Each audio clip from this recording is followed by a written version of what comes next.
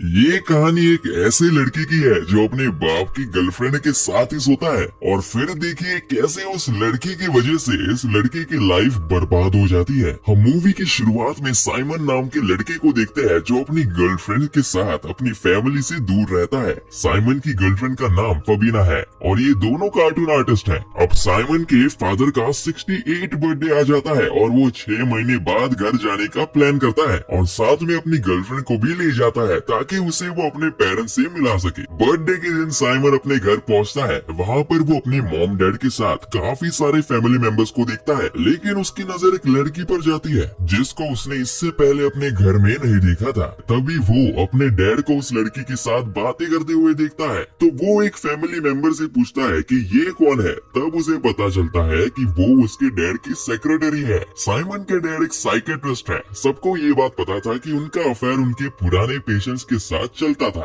और वो उनको ही कुछ दिन बाद सेक्रेटरी बना लेते थे। साइमन की माँ इन सब बातों से काफी दुखी थी, लेकिन वो कुछ कर भी तो नहीं सकती थी क्योंकि वो खुद अपने पति के अंडर वर्क करती थी। वो साइमन से कहती है कि इस नई सेक्रेटरी का नाम सोनिया है और अब तुम्हारे डैड इसके साथ हॉलीडेज पर जा रहे हैं। वो कहती है कि अब मेरी शादी का टूटना लगभग तय है क्योंकि ये सोनिया अब तुम्हारे डैड से शादी करके ही रहेगी और ये तुम्हारी स्टेप मॉम बनेगी। उसके बाद साइमन कहता है कि मैं इसमें क्या कर सकता हूँ मॉम। तब उसकी माँ कहती है कि अगर कुछ ही दिन के लिए तुम क्लिनिक में मेरा काम संभाल लो तो मैं तुम्हारे डैड के साथ हॉलीडेज पर जा पाऊंगी और ये शादी बच जाएगी। तब साइमन को अपनी मॉम पर तरस आ जाता है और वो क्लिनिक का काम करने के लिए रेडी हो जाता है। अब मजबूरी में साइमन के डैड को उसकी माँ को हॉलीडेज पर ले जाना पड़ता है और सेक्रेटरी को साइमन के साथ काम करने के लिए अकेला छोड़ देते हैं। उसके बाद सोनिया और साइमन एक जगह बैठे होते हैं। तब सोनिया साइमन को कहती है कि अगर तुम अपनी मॉम का काम करने के लिए रेडी ना होते तो मैं तुम्हारे डैड के साथ घूमने जाती और हमारी रिलेशनशिप और मजबूत हो जाती। तुम हमारे बीच में क्यों आए। उसके बाद अगले ही दिन साइमन खिड़की से बाहर सोनिया को किसी से कॉल पे बात करते हुए सुनता है जिसमें सोनिया कह रही होती है कि तुम्हारे पास बीवी बच्चे हैं लेकिन मेरे पास तुम्हारे सिवाय और कोई नहीं है। साइमन समझ जाता है कि उसके डैड हॉलीडे पर जाने के बाद भी उधर सोनिया से बातें कर रहे हैं। इसके बाद हम देखते हैं काम करते करते सोनिया काफी इमोशनल हो जाती है और कहती है कि आज तुम्हारे डैड वहाँ तुम्हारी मॉम के साथ घूम रहे हैं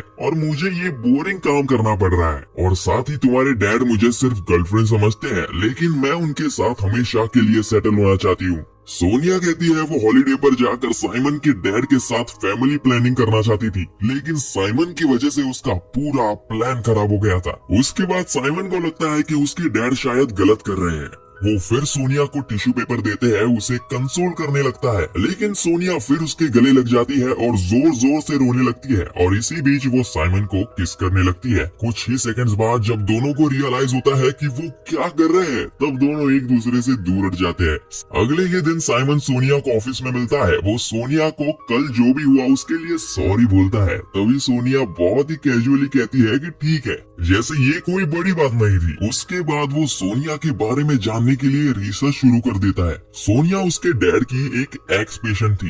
वो उसकी फाइल निकाल के पढ़ने लगता है। तब उसे पता चलता है कि सोनिया सुसाइडल टेंडेंसी की पेशेंट थी और उसके डैड ने उसका ट्रीटमेंट किया था। इसके बाद जब साइमन अपने घर की तरफ जा रहा होता है तो वो देखता है कि उसकी गर्लफ्रेंड भी एक आर्टिस्ट फ्रेंड के साथ बैठकर एक रेस्टोरेंट में लंच कर रही थी।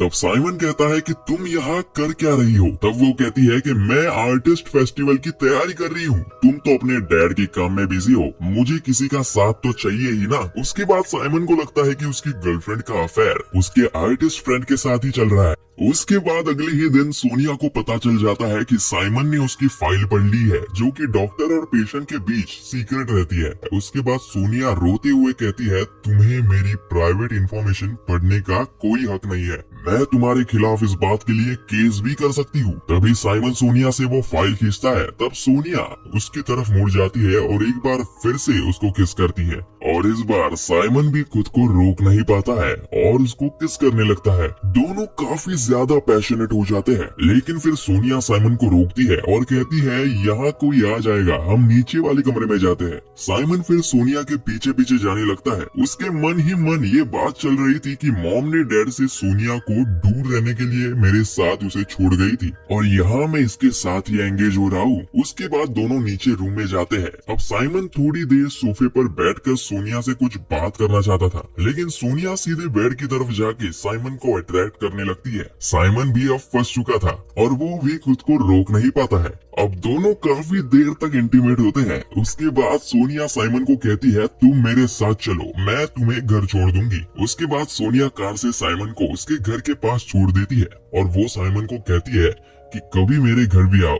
तब साइमन उसको किस करते हुए कहता है कि मैं जरूर आऊंगा। लेकिन रात में वो अपनी गर्लफ्रेंड के साथ क्लब में जाता है और एंजॉय कर रहा होता है, लेकिन उसने सोनिया के साथ जो किया उसे लेकर उसके मन में गिल्ट रहता ही है। तभी वो अपनी गर्लफ्रेंड फबीना को बताता है कि वो सोनिया के साथ सोया है। ये सुनकर फबीना को शौक लगता है। उसके बाद साइमन को सोनिया का मैसेज आता है कि आज सैटरडे नाइट है, अगर तुम चाहो तो मेरे घर आ सकते हो। तब साइमन सोनिया के घर जाता है और दोनों एक बार फिर एक दूसरे को कंट्रोल नहीं कर पाते और दोनों फिर से इंटीमेट हो जाते हैं। और उस रात साइमन वही सो जाता है। अगले ही दिन जब साइमन उठता है तब सोनिया मार्केट गई होती है, तो वो सोनिया के फ्लैट को अच्छे से देखता है जहाँ उसके डैड और सोनिया की एक फोटो होती है और वो समझ जाता है कि ये फ्लैट उसके डैड ने ही सोनिया को दिया है। तभी उसके डैड वहाँ आ जाते हैं और वो साइमन को देखकर थोड़े शॉक हो जाते हैं। तब वो साइमन से कहते हैं, तुम यहाँ क्या कर रहे हो? तब साइमन कहता है कि आप यहाँ क्या कर रहे हैं? तब उसके डैड कहते हैं कि ये मेरा ही फ्लैट है। उसके बाद वहाँ सोनिया आती है।